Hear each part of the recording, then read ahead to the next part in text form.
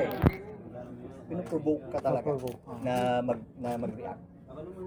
So yan bro, sobrang hirap nun. Yun ang pinaka-solid talaga yung responses. Pag kay Jan yun, banat agad.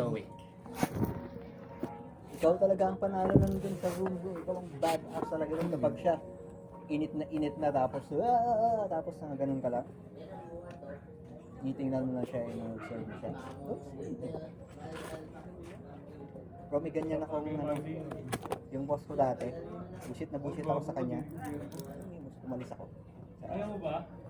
Kita kami sa mall bro. Kasama ko pa si Mrs. Naka-sandals, naka-shades. Pinakausap niya ako bro. Akala niya okay pa rin ako sa kanya. Alam mo ginawa ko? Nakatayo lang ako, nakatingin ako sa kanya. Hindi siya anything. Hanggang nag-give up siya, tumalikod. Boss ko yun natin bro, manager namin yun. Ay, parang don't act like things are the same. Sabi ko, I'm not gonna kiss your ass anymore. Sino ka? Diba? Hindi mo kailangan siya. I don't want to invest in anything anymore. I don't want to say anything. I don't want to react even to what you're asking or saying. Tayo lang ako doon. So yeah, ganun bro. Don't say anything. Unless nag-strike siya. Physically. Ano, matagal pa yan? Hanggang break time yan ah. Kasi bro, wag mong hintayin na i-strike ka physically. Before niya gawin yun, is strike him first. Hanggang break time yan? Wag mo siyang unahan kapag hindi niya tinatry na. Pero pag pinuprovoke ka, ha? you observe Kahit na yung tulog body eh. language. Yun yung pinaka-critical. Alam mo naman yung mga lalaki na init, di ba?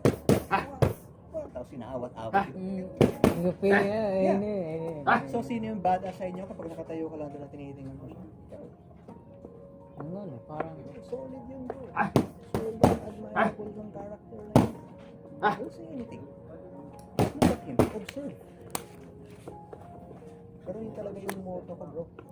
I will strike you first. If you try, I will never let you try. Unahan talaga kapag try. That's why may advantage siya kapag tahimik ka, hindi focus game. Siya, ano lang yun, or even if he strikes you, dahil marami na siyang sinasabi, he will strike you from somewhere na you are able to really predict yung next na move niya. Pero kung tahimik ka and then you're doing the stance na ready, hindi niya alam eh. Wala kang sinasabi, wala kang naman alam. But when he tries, you will strike first. Yung good na ano bro is ito. nice! Kasi kung pag magkaharap kayo, like nakatayo kang ganyan, pag tinry niyang mag-strike, ito yung pinakamabilis na ano mo. Yung kick talaga ano. Either dito o dito, depende sa kung gaano kataas yung. Pero imagine mo yung kasakit ka ganyan. Imagine this, wala siya sa ano eh. Mainit lang siya eh. Tapos then ikaw, kinakalculate mo na yung ano mo eh. Yung next na ano eh. So that's why, if he tries to strike you, execute mo. Isang ano lang yun. Masasakit yun.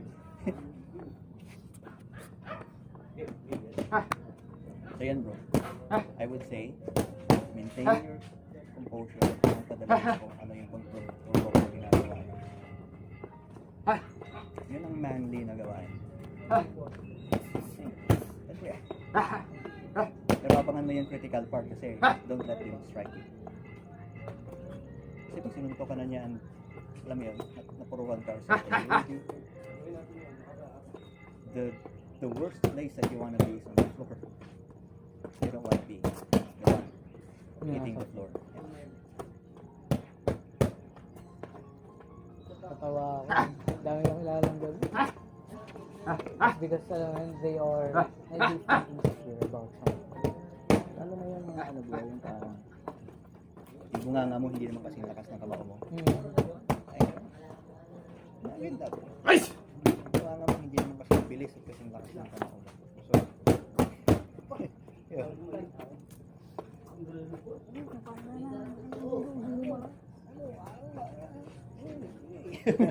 Tingnan mo tapos inaawat-awat yun, di ba? Kasi syempre may ingay siya, and then yung natural na response ng mga tao. And then, imagine the scenario, bro. Tapos ikaw nakagaroon lang.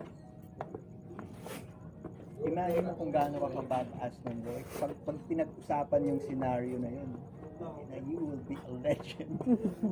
Kasi patayo lang siya. Didn't see anything. Didn't react. So para siyang tanga nun, di ba? Provoke siya ng provoke, tapos hindi kami na-provoke. Imagine that, bro. Para siyang tanga. Kasi ikaw, right, but I'm ready. Yung pinakano dun eh. Yung calculation. I-observe mo siya. I think it is part of the natural instinct sa human. The lower you are, the more na mag-slow ka you feel strong. Because that's how animals work. They're trying to project to you who is more powerful by standing tall, speaking loud. Speaking loud. Alam mo yung sabi nila, the empty cans rattles the most.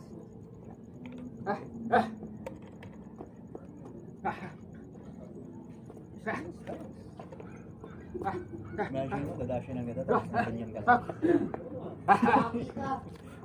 Ano yun bro, like regardless of the words. Yun ang trick din, bro. Depende rin talaga sa konteksto. But still, kung ano lang din, Inaano ka bro, kunyari the situation is na Will Smith type. Yun. Yung galit na tao is Will Smith type na pati yung si boss bro, pati yung anak mo din. shit. Depende pa rin siguro sa context. Okay, Will Smith, ano? Inano yung misis niya. Hindi na. Yung kay Will Smith kasi bro, kay Kevin Hart, kay kay Chris. Chris Rock, ay, Kay Chris Rock bro, na nag-joke lang naman ng konti. Pero yung what if bro kasi usually na ganyan, gusto ko na ganun. They go deep personal talaga. Asawa mo, ganyan. Anak mo, ganito. Iyo, wala ng tama. Ang pakita mo, ganyan. Ayan. Pakita mo to. hindi pa rin eh. Kasi alam ko eh. I mean, hindi pa rin ako maano eh. I mean, depende talaga.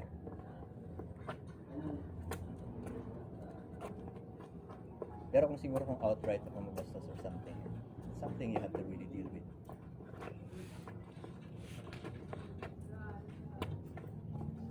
Kapag, ayun nga bro, naiintindihan ko. When he say, I mean, pag pambabastos, pero sinabi mo yung sa'yo, okay lang yun. Pero ibang matter na yung ginawa niya yung sa mismo kay boss bro. Ibang matter. Yeah. Yun na yung ano eh, yun na yung protection. Wala na.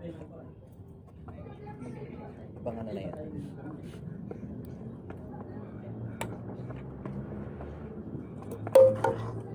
Ganda ng ano na yun eh. Ganyan. V-taper ang tawag doon, di ba?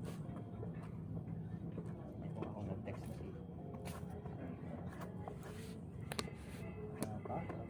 Sa bagay, 7:57 pa. Kung mo sinabi mo dito, bawal sa ulo.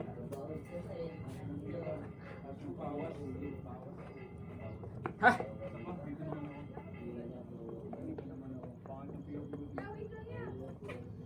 We can predict.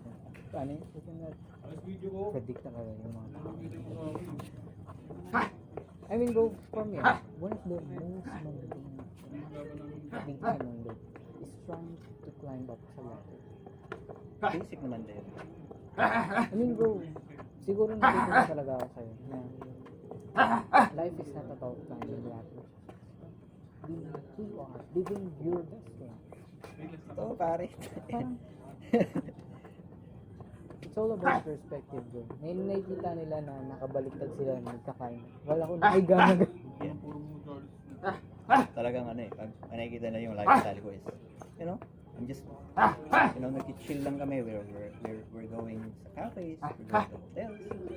Pero bro, But I don't have to work. yung mga parents or family, they earn for that big respect. Gusto nila yung paglalakad sila sa labas, babating yung, Ano yan ba, sobrang traditional na, no? di ba?